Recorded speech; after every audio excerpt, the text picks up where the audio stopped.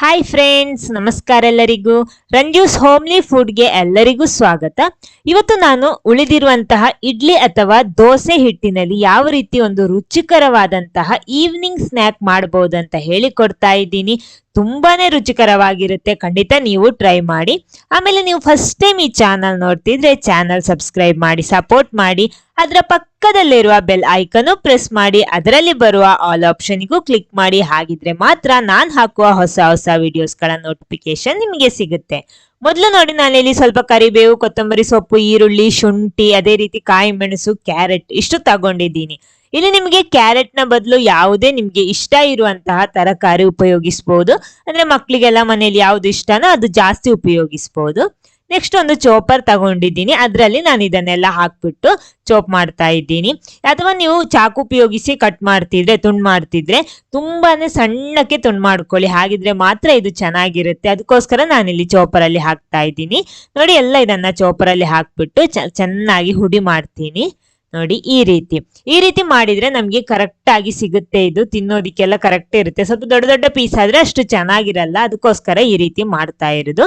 ನೋಡಿ, ಈ ರೀತಿ ಚಾಪ್ ಮಾಡ್ತಾ ಇದ್ದೀನಿ. ತುಂಬಾನೇ ಸುಲಭ ಆಗುತ್ತೆ ಈ ರೀತಿ ಮಾಡಿದ್ರೆ. ನೋಡಿ, ಈ ರೀತಿ ನೋಡಿ, ಇದಿವಾಗ ರೆಡಿ ಆಗಿದೆ. ನಾನು ಓಪನ್ ಮಾಡಿ ತೋರಿಸ್ತೀನಿ. ನೋಡಿ, ಈ ರೀತಿ ಇರಬೇಕು. ನೋಡಿ, ಕರೆಕ್ಟ್ ಆಗಿ ಬಂದಿದೆ. ಅಂದ್ರೆ ಈ ರೀತಿ ಮಾಡಿದ್ರೆ ಕರೆಕ್ಟ್ ಆಗಿ ನಮ್ಮ ಈ ರೆಸಿಪಿ ಕರೆಕ್ಟ್ ಆಗಿ ಟೆಕ್ಸ್ಚರ್ ಅಲ್ಲಿ ಬರುತ್ತೆ. ತಿನ್ನೋದಿಕ್ಕೂ ಚೆನ್ನಾಗಿರುತ್ತೆ, ಅದೇ ರೀತಿ ನೋಡೋದಿಕ್ಕೂ ಚೆನ್ನಾಗಿರುತ್ತೆ. ಓಕೆ, ಇದನ್ನೊಂದು ಸೈಡ್ ಅಲ್ಲಿ ಇಟ್ಕೊಳ್ಳಿ. ಆಮೇಲೆ ನಮಗೆ ಬೇಕಾಗಿರೋದು ನಮ್ಮ ಹಿಟ್ಟು, ದೋಸೆ ಅಥವಾ ಇಡ್ಲಿ ಹಿಟ್ಟು ಯಾವುದು ಆಗ್ಬೋದು. ಅದನ್ನೊಂದು ಬೌಲಿಗೆ ಹಾಕ್ತಾ ಇದ್ದೀನಿ. ಇಲ್ಲಿ ಇಷ್ಟು ಅಂತ ಲೆಕ್ಕ ಏನಿಲ್ಲ, ನಿಮ್ಗೆ ಎಷ್ಟು ಬೇಕೋ ಅಷ್ಟು ತಗೋಬಹುದು. ನೋಡಿ, ನಾನಿಲ್ಲಿ ಒಂದು 4 ಸೌಟಿನಷ್ಟು ಹಿಟ್ಟು ತಗೊಳ್ತಾ ಇದ್ದೀನಿ. ನೋಡಿ, ಈ ರೀತಿ ಇದೆ. ಸಾಕು, 4 ಸೌಟು ತಗೊಂಡಿದ್ದೀನಿ. ನೆಕ್ಸ್ಟ್ ಇದಕ್ಕೆ ನಾನಿಲ್ಲಿ ನಾವು ತುಂಡು ಮಾಡಿಟ್ಟಂದ್ರೆ ಚಾಪ್ ಮಾಡಿಟ್ಟಂತಹ ನಾವು ತರಕಾರಿ, ನಮ್ಮ ಕ್ಯಾರೆಟ್, ಈರುಳ್ಳಿ, ಕಾಯಿ ಮೆಣಸು, ಶುಂಠಿ, ಆಮೇಲೆ ಕರಿಬೇವು, ಕೊತ್ತಂಬರಿ ಸೊಪ್ಪೆಲ್ಲ ಇದೆಯಲ್ಲ, ಅದನ್ನ ಇದಕ್ಕೆ ಹಾಕ್ಬಿಟ್ಟು ಚೆನ್ನಾಗಿ ಮಿಕ್ಸ್ ಮಾಡ್ತೀನಿ. ಇದು ನೋಡ್ಕೊಂಡು ಸೇರಿಸ್ಕೊಳ್ಳಿ. ಮೊದಲು ನಾನು ಸ್ವಲ್ಪ ಹಾಕ್ಬಿಟ್ಟು ಮಿಕ್ಸ್ ಮಾಡಿದ್ದೀನಿ, ಆಮೇಲೆ ಬಾಕಿ ಉಳಿದನ್ನ ಹಾಕ್ತಾ ಇದ್ದೀನಿ. ಹಾಕ್ಬಿಟ್ಟು ಚೆನ್ನಾಗಿ ಇದನ್ನ ಮಿಕ್ಸ್ ಮಾಡ್ಕೊಳ್ಳಿ. ಇದು ಸ್ವಲ್ಪ ಜಾಸ್ತಿ ಇದ್ರೇನೆ ತಿನ್ನೋದಿಕ್ಕೂ ಚೆನ್ನಾಗಿರುತ್ತೆ. ಸ್ವಲ್ಪ ಆದ್ರೆ ಜಸ್ಟ್ ಅಂದ್ರೆ ಕಚ್ಚೋದಿಕ್ಕೆಲ್ಲ ಅಷ್ಟು ಸಿಗಲ್ಲ. ಈ ರೀತಿ ಮಾಡಿದ್ರೆ ಚೆನ್ನಾಗಿರುತ್ತೆ. ನೋಡಿ, ಎಲ್ಲ ಹಾಕೊಂಡಿದ್ದೀನಿ.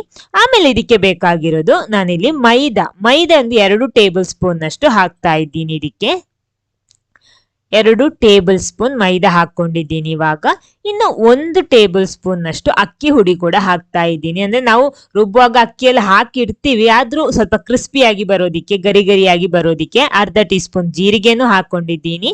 ಆಮೇಲೆ 1/4 ಟೀ ಸ್ಪೂನ್ ಅಷ್ಟು ಕಾಳು ಮೆಣಸಿನ ಹುಡಿ ಹಾಕ್ತಾ ಇದ್ದೀನಿ. ಒಂದು 1/4 ಟೀ ಸ್ಪೂನ್ ಅಷ್ಟು ಇಂಗು ಕೂಡ ಹಾಕೊಳ್ಳಿ ಇದಕ್ಕೆ. ಆಮೇಲೆ ಓಂ ಕಾಳು 1/4 ಟೀ ಸ್ಪೂನ್ ಹಾಕೊಂಡಿದ್ದೀನಿ. ಇನ್ನು ಇದಕ್ಕೆ ಗರಂ ಮಸಾಲ, ಅದು ಕೂಡ 1/4 ಟೀ ಸ್ಪೂನ್ ಅಷ್ಟು ಹಾಕಿರೋದು. ಇನ್ನು ರುಚಿಗೆ ತಕ್ಕಷ್ಟು ಉಪ್ಪು ಕೂಡ ಹಾಕ್ಬಿಟ್ಟು ಇದನ್ನ ಚೆನ್ನಾಗಿ ಒಂದ್ಸಲ ಮಿಕ್ಸ್ ಮಾಡ್ಕೊಳ್ಳಿ. ಇದು ಸ್ವಲ್ಪ ನೀರಾಗಿದ್ರೆ ನಿಮ್ಗೆ ಅಕ್ಕಿ ಹುಡಿ ಅಥವಾ ಮೈದಾ ಹುಡಿ ಸ್ವಲ್ಪ ಜಾಸ್ತಿ ಸೇರಿಸ್ಬೋದು. ಅಂದ್ರೆ ಜಾಸ್ತಿ ನೀರಾಗಿರ್ಬಾರ್ದು ಈ ಹಿಟ್ಟು. ನೋಡಿ, ಈ ರೀತಿ ಇರಬೇಕು. ಅಥವಾ ನಾವು ಹಾಕುವಂತಹ ತರಕಾರಿ ಅಥವಾ ಕ್ಯಾರೆಟ್ ಆ ತರ ಇದೆಯಲ್ಲ, ಅದು ಸ್ವಲ್ಪ ಜಾಸ್ತಿ ಸೇರಿಸ್ಬೋದು. ನೋಡಿ, ಇವಾಗ ಕರೆಕ್ಟ್ ಆಗಿ ಬಂದಿದೆ ನಮ್ಮ ಹಿಟ್ಟು. ನೋಡಿ, ಈ ರೀತಿ ಇದೆ. ನೆಕ್ಸ್ಟ್ ಎಣ್ಣೆ ಬಿಸಿ ಮಾಡಿಟ್ಟಿದ್ದೀನಿ. ಅದಕ್ಕೆ ನೋಡಿ, ನಾನೊಂದು ಸ್ಟ್ರೈನರ್ ತಗೊಂಡಿದ್ದೀನಿ. ಅದನ್ನ ಮೊದಲು ಈ ರೀತಿ ಎಣ್ಣೆಯಲ್ಲಿ ಮುಳುಗಿಸ್ತಾ ಇದ್ದೀನಿ. ನೋಡಿ, ಬಿಸಿ ಎಣ್ಣೆಯಲ್ಲಿ ಮುಳುಗಿದೆ. ಅದ್ರಲ್ಲಿ ಹೆಚ್ಚಿರುವ ಎಣ್ಣೆ ಎಲ್ಲ ಅದಕ್ಕೆ ಹಾಕೊಳ್ಳಿ. ಆಮೇಲೆ ಅದರ ಮೇಲ್ಗಡೆ ನಮ್ಮ ಈ ಹಿಟ್ಟು ಇದೆಯಲ್ಲ ಅದನ್ನ ಹಾಕ್ಬಿಟ್ಟು ನೋಡಿ ಮಧ್ಯಕ್ಕೆ ತೂತ್ ಮಾಡ್ತಾ ಇದ್ದೀನಿ. ತುಂಬಾ ಸುಲಭವಾಗಿ ಈ ರೀತಿ ಮಾಡೋದಿಕ್ಕಾಗುತ್ತೆ. ಕೈಯಲ್ಲೇನು ಮುಟ್ಬೇಕಾದ ಅವಶ್ಯಕತೆನೇ ಇಲ್ಲ. ನೋಡಿ, ಈ ರೀತಿ ಬಿಸಿ ಎಣ್ಣೆಗೆ ಹಾಕ್ಬಿಟ್ರೆ ಆಯ್ತು. ಕರೆಕ್ಟ್ ವಡೆ ಶೇಪ್ ಅಲ್ಲಿ ಸಿಗುತ್ತೆ ನಮಗೆ. ಇನ್ 2 ಬದಿ ಕೂಡ ಚೆನ್ನಾಗಿ ಫ್ರೈ ಮಾಡ್ಕೊಳ್ಳಿ. ಫ್ರೈ ಮಾಡುವಾಗ ಮೀಡಿಯಂ ಫ್ಲೇಮ್ ಅಲ್ಲಿ ಇಟ್ಟು ಫ್ರೈ ಮಾಡ್ಕೊಳ್ಳಿ, ಹೈ ಫ್ಲೇಮ್ ಅಲ್ಲಿ ಇಟ್ಟು ಮಾಡಬೇಡಿ. ನೋಡಿ, ರೆಡಿ ಆಗಿದೆ. ಅಂದ್ರೆ ಉಳಿದಿರುವಂತಹ ಇಡ್ಲಿ ಹಿಟ್ಟಿನಲ್ಲಿ ಮಾಡಿರುವಂತಹ ರುಚಿಕರವಾದಂತಹ ವಡೆ ಇಲ್ಲಿ ರೆಡಿ ಆಗಿದೆ. ಇನ್ನು ಅದೇ ರೀತಿ ಮಾಡ್ತಾ ಇದ್ದೀನಿ. ಉಳಿದ ಹಿಟ್ಟಿನಲ್ಲೂ ಅದೇ ರೀತಿ ವಡೆ ರೆಡಿ ಮಾಡ್ತಾ ಇದ್ದೀನಿ.